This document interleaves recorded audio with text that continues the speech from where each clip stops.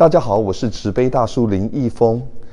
我们来到了 High Coast 的威士忌酒厂，你知道吗？2019年欧盟的执委会呢，刚新出炉了一个大报告，里面说呢，在这经过统计呢，瑞典是整个欧盟最具创造力的国家。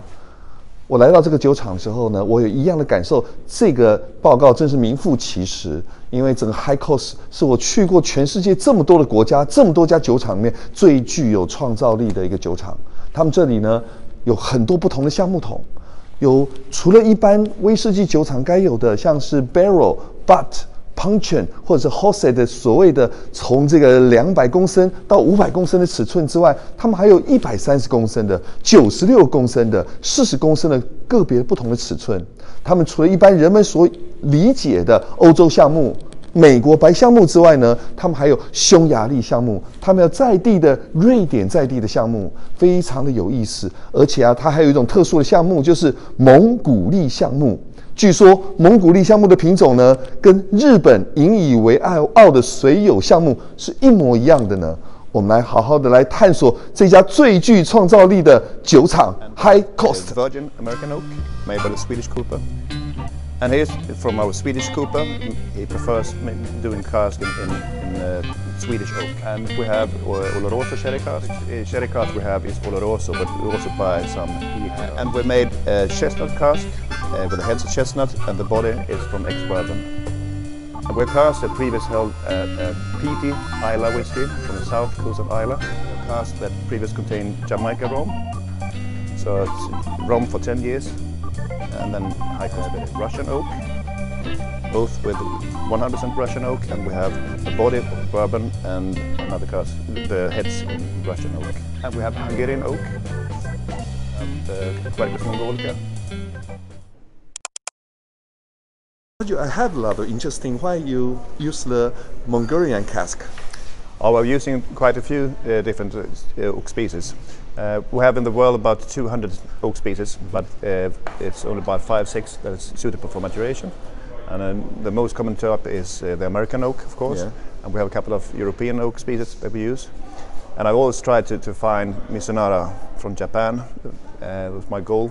So you have the Mizunara too? I don't have Mizunara, okay. But the closest I could get was to get Quercus mongolica. It's almost the same, but yes, variety. The Mizunara is actually Quercus crispula in Latin, and that's a subspecies to Quercus mongolica. Okay. So all Mizunara is Quercus mongolica, but not all mongolica is Mizunara. Okay, okay. It took me about 5 years to get mongolica, and it took us about 1 hour to sell 100 casks. Oh. So we sold 100 small casks at 40 liters, yes. And we kept about 50 casks at 225 liters. I can't wait to try. Yeah. Once again.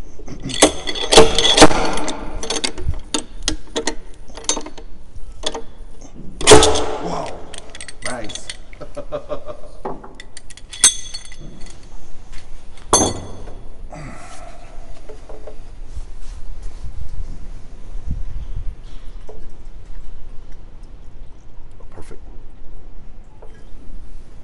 Normally I can get like a fingerprint from every cask, every different type of oak. But the unusual with this mongolica is it tastes different every time I sample the cask. Oh, really? Cool. So I can't really say what way you find, but something that's almost there. It's kind of cedar note, like a cigar box. Okay. But the first time I tried mongolica, I find some tropical fruit that is not in the New Mix spirit. I thought this would be great. After another few months, it was gone. Japanese, they say Mizunara have a Zen flavor. So you think your Mongolica have a kind of Zen flavor? Well, I'm not sure what Zen flavor would be, but usually it's changed every time. Okay. So it's really exciting type of cask. Okay. So this is 60.71% of alcohol. Smells so good. A lot of oaky flavor. Yes. Very deep. Sandalwood, a cigar box, just like what you said. Yes.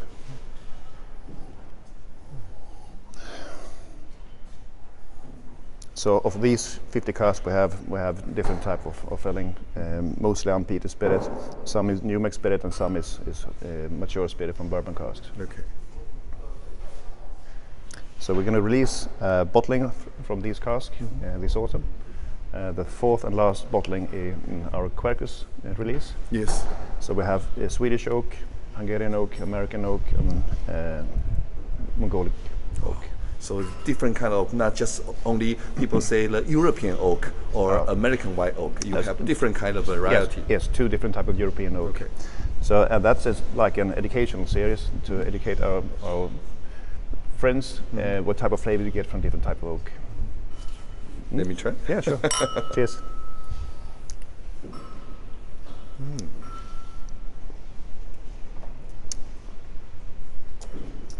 Wow, so nice. I love toffee and creamy flavor buttering. It's a little bit like a bourbon cask, have some vanilla. And caramel. Yeah, caramel. Yeah. This is quite strong, above 60%. So if you add water to it, it gets more soft and easy to get the different flavors. So this kind of complex flavor, add some water, they come out. Yeah, it open up. Yeah. So just a few drops for open up the nose, and more water to open up the flavor in the palate. Yeah. So why you chose the square cask? Just for fun. Just for fun. Because we get challenges from the Swedish Cooper, and we give him challenges. And one of the challenges he got was to make a square-shaped cask. And he did one first, and afterwards he said, I probably know how to make it even more square. So I ordered another 100 casks, but I gave him 5 years to produce them because it's quite special. And when I've shown pictures of these cars for other Coopers in Spain and so on, they say it's not possible. But it's not leaking, so it's probably possible. So better maturation or? Well, it's slightly different because with a square shape, you get a bit more surface contact than you get in round shape. And another thing is the toasting level, the heat treatment. If you have a heat source in the middle, these sides are closer to the heat source, so you get more toasting in this than you have in the corners. That is a bit further away, so you have actually in the same cask different heat treatments. To have Swedish oak in square shape, quite unusual. It was made like a challenge for Swedish Cooper. And I know I have a big question about high cost distillery, because we think that high cost in the so cold place, but last time I heard you say here have the fast maturation. Why? It's a part of maturation that goes a bit quicker, more intense in our place in northern Sweden. We normally divide the maturation in 3 parts.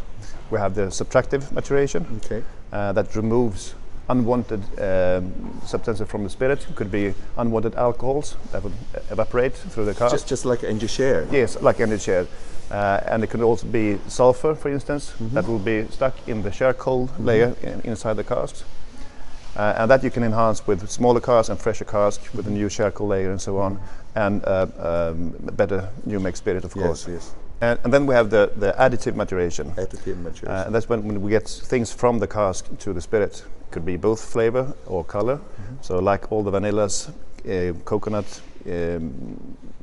the spicy notes, the wood sugar and so on, and also all the color comes from the additive maturation. And we can enhance it with a higher temperature in the warehouse. So for instance in Taiwan, India, where there's warm all the year. So that's why the Taiwan and India, their fast maturation is from the second type of the maturation. Yes, so you get a lot of color, a lot of flavors from the oak. So some part of this maturation you can enhance with a warmer climate. Okay. And then we have for me the most interesting part, interactive maturation, as when the substances in the spirit will react with substance in the oak, creating something new. And normally it's an alcohol, and that reacts with an acid in the oak, and that creates fruity flavors, fruity esters. And the only way to get this is to have pressure changes in the cask. So we get a natural. So when the sun hits the black roofs, it radiates, and the spirit gets warmer, and the volume increases, and the pressure increases in the cask because the cask is the same size. So the temperature forces the spirit into the oak, and there we're creating fruity flavors. And then in the evening it gets colder, so those new flavors go back in the spirit. So small changes during day and night, and huge changes during seasons, gives us an enhanced interactive maturation. Oh, so the high cost is so special is the third style, the different like the other. Yeah, and the only place in the world that have a whiskey production is in Hokkaido, northern Japan. Yes. And unfortunately, most of the cask will probably mature in Yajiko at Sendai. So we have a kind of special maturation climate in northern Sweden. 哦，所以瑞典的早晚温差很大的气候，造就了属于这块土地最具特色的快速熟成风味哦，太特殊了。Why in warehouse we have the black line? Yeah, we have a black line crossing the warehouse. When I first came here, I realized that the 63rd parallel was just south of the distillery. And when we built warehouse number 3, that parallel crossed the warehouse. So I painted a black line on the floor before we started moving in cask. And then I thought we might do something more about this. So normally when we buy peated malt, we buy it at 40 to 45 ppm of phenols. So I ordered 63 ppm malt from Scotland. It was from Simpson Malt. And that malt cost me 6.3 Swedish kronor per kilo. We did batches of 63 hectoliters of wash. It was fermented for 63 hours, and then distilled the spirit and filled into casks that contained 63 liters, made by a cooper who was born in 1963. And they were matured 63 decimeters above floor. Oh my God. At the 63rd parallel. Oh, yeah. For 63 months, and then bottled at 63% of alcohol. And it was bottled at 63 degrees Fahrenheit, at 17.2 degrees Celsius. I wanted to have 63 centiliter bottles, but it's no standard 63. So I realized if you have 63 plus 6.3 plus 0.63 and carry on so on, you end up exactly 70. Cool. 因为北纬63度线从他们酒窖经过，因此呢 Roger 就创造了一个所有东西都跟63有关系的一桶酒，太有意思了。如果有机会呢 High Coast Relief 这个63北纬63这个酒呢，你一定要好好试试看呢。